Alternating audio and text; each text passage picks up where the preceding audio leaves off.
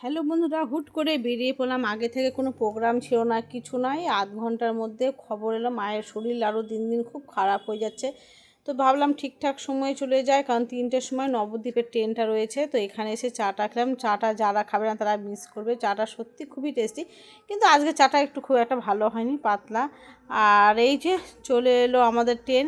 বেশি না, 4:30-র সময় ওখানে নামিয়ে দেয়, কিন্তু আজকে একটু ট্রেন লেট, তো তার জন্য। আর এই তো গল্প করতে করতে চলে এলাম নিজের দেশে।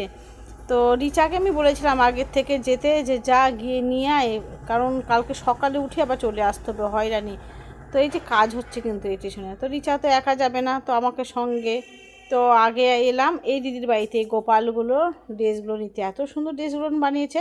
এটা কিন্তু আমার গোপালের না, আমার জায়ের গোপালের জন্য।